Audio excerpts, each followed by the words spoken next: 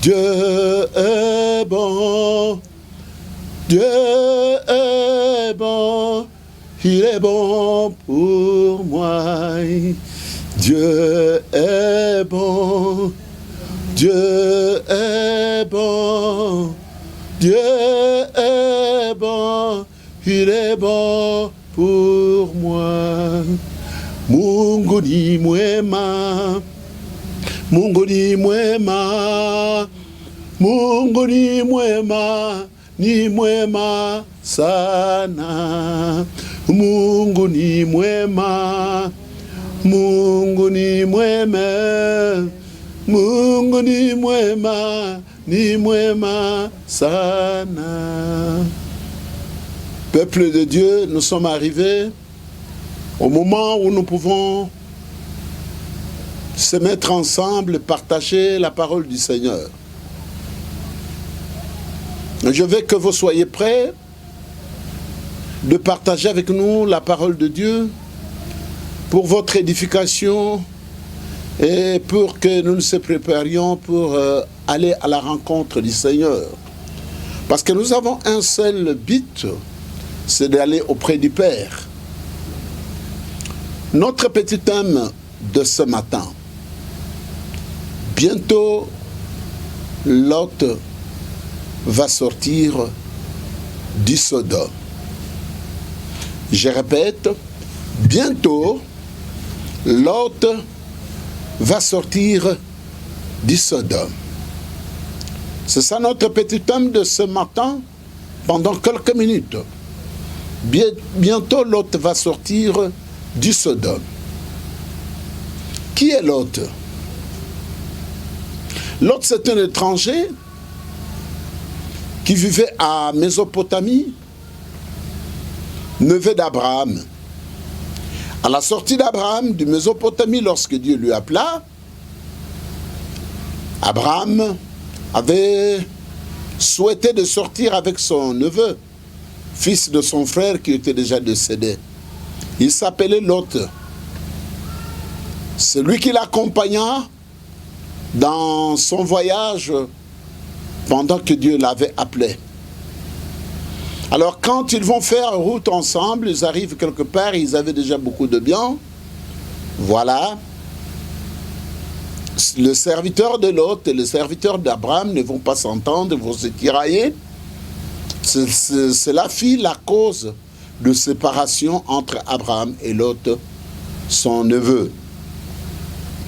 Lot choisit d'aller dans un contrée où il y avait beaucoup de l'espace pour bien nourrir ses brebis comme il était berger.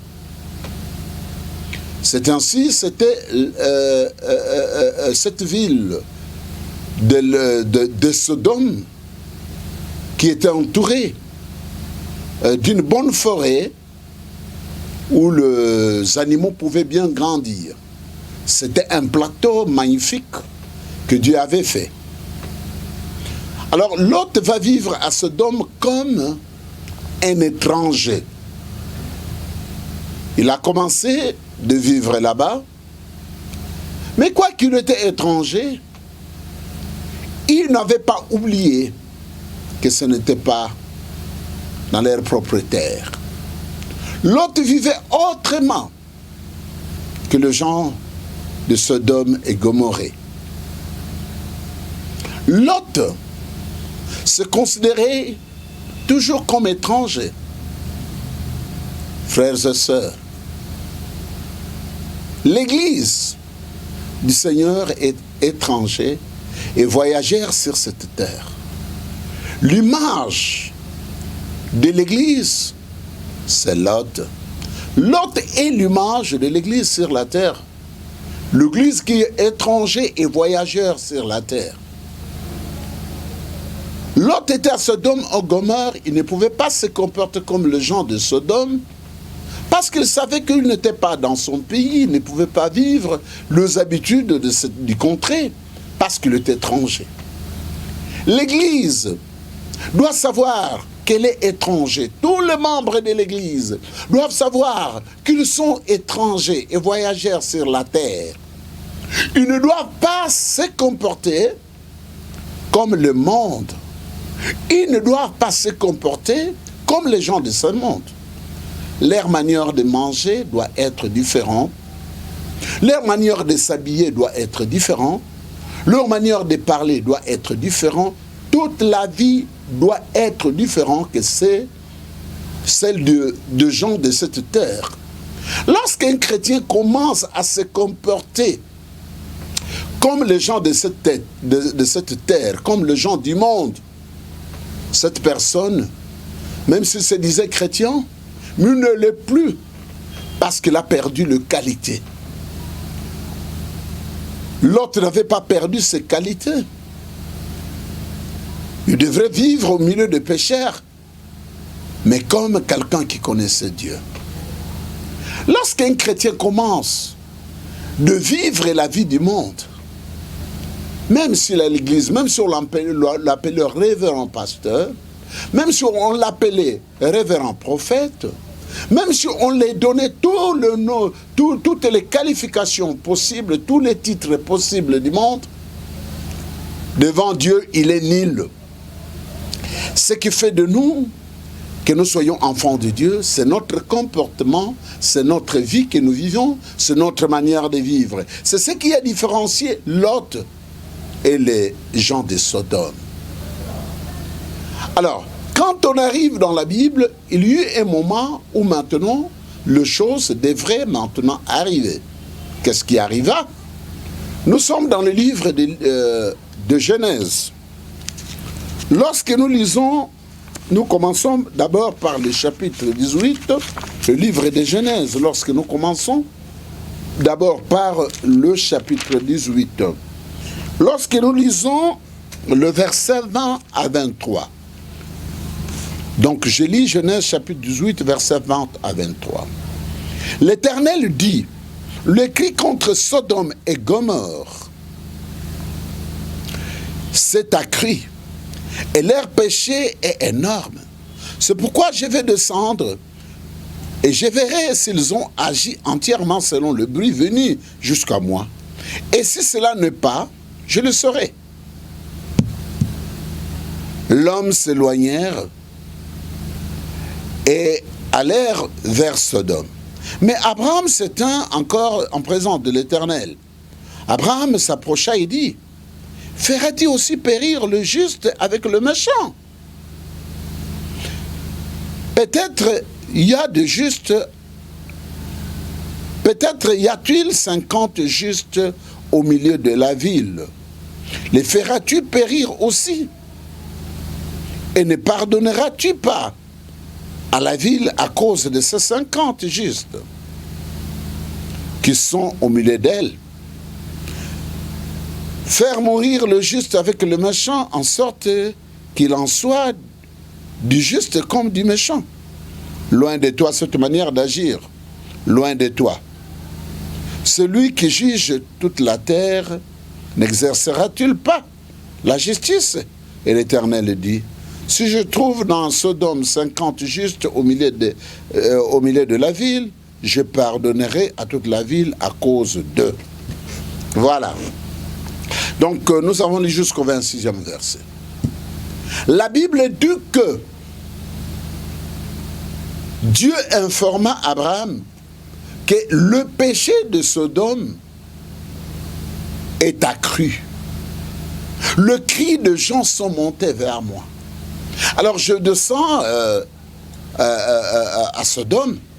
Si je trouve que leur cri que j'ai entendu est comme tel, je vais punir la ville. Beaucoup de gens sont en train de dire le corona, c'est la colère de Dieu qui est tombée dans le monde. Faites bien attention, la colère de Dieu n'est pas encore venue. Hein?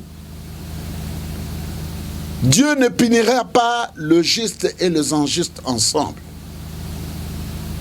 Le corona a une autre tournure que je ne sais plus expliquer aujourd'hui, faute du temps. Mais ce n'est pas la colère de Dieu qui est venue au monde pour détruire le monde à cause de leurs péchés. Parce que jusque-là, l'autre qui est la représentation de l'Église est encore sur la terre, de telle enseigne que le Seigneur ne peut pas punir la terre maintenant, la colère de Dieu ne viendra pas sur la terre à cause de l'Église. Nous qui sommes l'Église, nous qui craignons Dieu, nous qui marchons en face du Seigneur, nous sommes une barrière, hein? Nous sommes une barrière pour le monde. Le monde allait subir déjà la colère de Dieu. Mais puisque l'Église est encore sur la terre, Dieu ne veut pas punir le méchant et le juste ensemble. Parce que Dieu, c'est un Dieu juste. Comment les justes vont mourir par les péchés des injustes? Parce que le corona ici, je crois qu'il y a des chrétiens, il y a des serviteurs de Dieu, il y a des enfants de Dieu qui sont partis par les coronas. Je ne crois pas que Dieu va punir le juste et les injustes. Non, ce n'est pas l'heure de la colère de Dieu. Pour que la colère de Dieu vienne sur la terre, il faut que le juste quitte la terre par ce que nous appelons l'enlèvement de l'Église. Le Seigneur va d'abord enlever l'Église. Le Seigneur va faire d'abord partir l'Église et puis, à ce moment-là, la colère de Dieu pouvait descendre. Aussi longtemps que Lot était à Sodome, la colère de Dieu ne pouvait pas descendre sur Sodome. Le verset 132 du même livre, donc Genèse chapitre 32, Abraham dit que le Seigneur ne s'irrite point. Et je ne parlerai plus que cette fois-ci. Peut-être s'y trouve-t-il du juste. Et l'Éternel dit, je ne détruirai point à cause de ces du juste. Vous voyez, s'il y a du juste qui vit là-bas, Dieu ne peut pas détruire. Est-ce que, croyez-vous, que dans le monde entier, dans tous les continents, il n'y a pas 10 personnes qui craignent Dieu? Voilà. Nous ne pouvons pas dire que le corona, c'est la colère de Dieu. Dieu dit, si je trouve du juste, je ne détruirai pas. Dieu ne va pas envoyer sa colère sur la terre à cause de ce du juste qui vit encore sur la terre. Mais lorsque nous avançons dans les livres de Genèse, toujours, le chapitre 19, nous lisons le verset 12. La Bible dit ceci. Les hommes dirent à Lot, qu'as-tu encore ici de 100 fils et filles, et tous ceux qui t'appartiennent dans la ville? Fais-les sortir de ce lieu, car nous allons détruire ce lieu, parce que le cri contre les habitants est grand devant l'Éternel. L'Éternel nous a envoyés pour le détruire. Lot sortit et parla à ses gendres qui avaient pris ses filles. Levez-vous, dit-il, sortez de ce lieu, car l'Éternel va détruire la ville. Mais aux yeux de ses gendres, il parut une plaisanterie. Dès l'aube du jour, les anges insistèrent auprès de Lot en disant, lève-toi, prends ta femme et tes 2 filles qui se trouvent ici, de peur que tu ne périsses dans la ruine de la ville. Et comme il tardait, les anges le saisirent par la main, lui, sa femme et ses 2 filles, car l'Éternel voulait l'épargner, et les amenèrent et les laissèrent hors de la ville.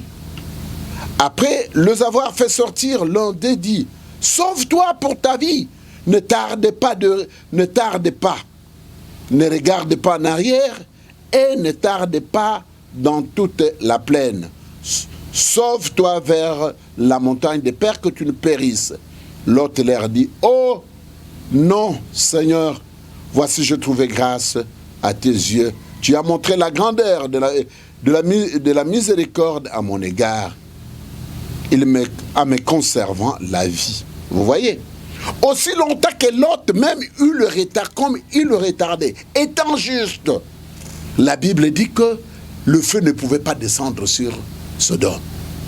Aussi longtemps que nous sommes là, nous en tant qu'Église, quelles que soient les conditions, l'amour de Dieu va épargner le monde. Notre présence, oh frères et sœurs, si vous connaissiez l'utilité d'un enfant de Dieu, frères et sœurs, on n'allait pas se moquer des enfants de Dieu. Si le monde pouvait connaître l'utilité de l'Église, le monde n'allait pas parler mal contre les enfants de Dieu, contre l'Église. Non, le monde ne nous connaît pas parce que nous sommes étrangers.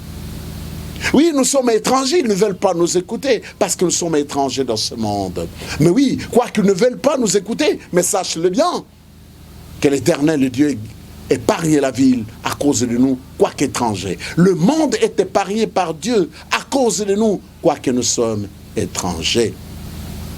Frères et sœurs, la Bible dit que les anges ont insisté auprès de Lot de sortir, mais Lot ne sortait pas.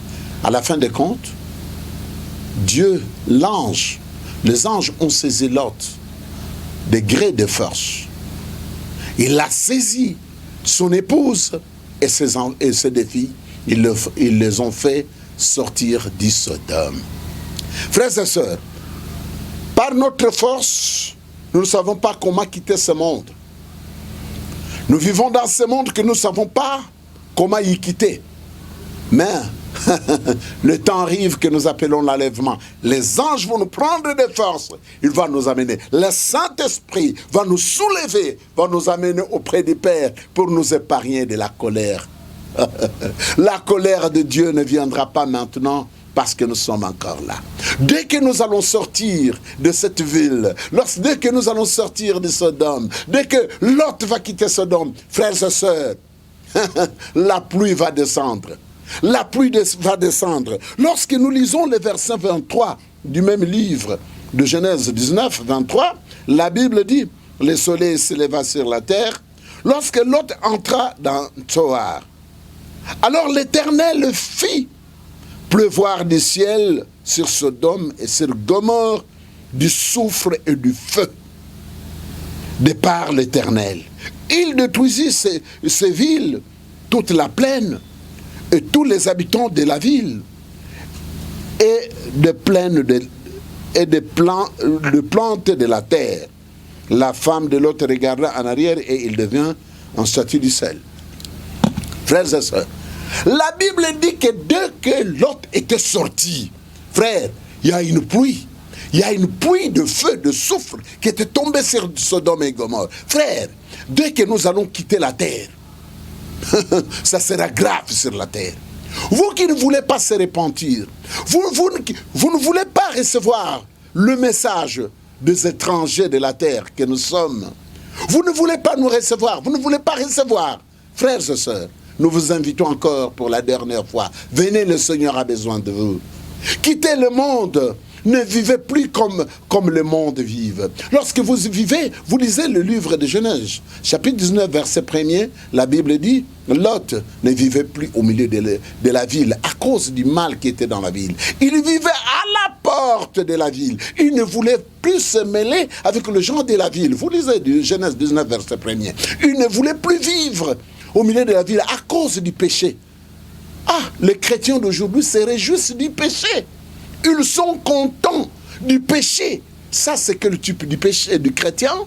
Non, Lot ne pouvait plus se réjouir avec les habitants de la ville. Il devrait aller vivre à la porte, hors de la ville. Dans le livre d'Hébreux, le chapitre 13, le verset 12 à 13.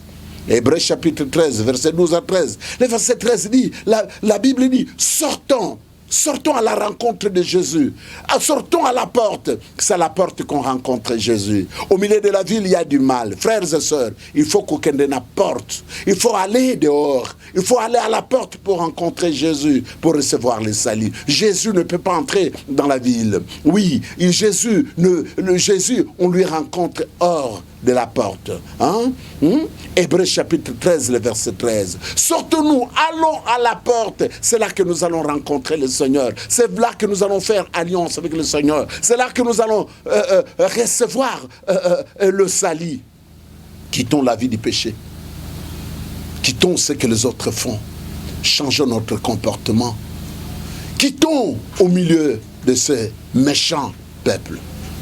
Comme le dit le livre de 2 Corinthiens, le chapitre 6. Séparez-vous Et 2 Corinthiens, chapitre 6, le verset 14 jusqu'au verset 18, la Bible dit, séparez-vous. Nous devons nous séparer avec le péché. Comment toi tu es un chrétien, mais ta vie tu es toujours en ambiance avec tous ces pécheurs. Kindumba bozo kende na bango, kokende na bistro, bozo kende na bango, kokende kosala makamunyo swana bozo na bango. Bilambo zolata biteni ya ba jipon, hein? Ozolata ba jipon, bilamba moko ya soni ya salte. Yo zolo bape ozakri mu Christo, hein? Mon frère, comment est-ce que tu t'habilles comme ça, ma soeur? Tu t'habilles comme ça comment, hein? Les enfants de Dieu ne peuvent pas s'habiller de cette manière-là, hein? Sortons, allons à la rencontre du Seigneur à la porte de la ville. Quittons les œuvres du ténèbre, quittons au milieu des pécheurs. Allons, séparons-nous avec le pécheur. Vivons une vie nouvelle en Christ. Commençons de vivre une vie nouvelle. La Bible déclare que ceux qui sont en Christ sont de nouvelles créatures. Les choses anciennes sont passées. Ils vivent maintenant une vie nouvelle. 2 Corinthiens chapitre 5 verset 17. Ceux qui sont en Christ sont de nouvelles créatures. Hein? Ils ne peuvent plus vivre dans l'ancienne vie. Voilà mes frères et sœurs. Dès que Lot fut sorti de Sodome, la Bible dit que la pluie a commencé. Ce n'est pas n'importe quelle pluie, c'est la pluie du soufre et du feu. Et Sodome s'est mis en feu. Dès que Lot va sortir de la ville, c'est le feu qui va descendre. Dès que l'Église va quitter le monde, c'est le feu qui va descendre. Dès que l'Église va s'enlever, partir auprès du Père dans les cieux, frères et sœurs, là, sur la terre, il y aura du feu. Répentez-vous, vous qui demeurez encore dans les péchés, le Seigneur vous invite. C'est comme les derniers cris de Lot vers ses gendres. On va détruire la ville. La Bible dit que pour ses gendres, c'était de la blague. C'était de la blague. Il a insisté, non, la ville sera détruite. La Bible dit que pour ce gendre, c'était de la blague. Et c'est fini. Les anges ont pris de force.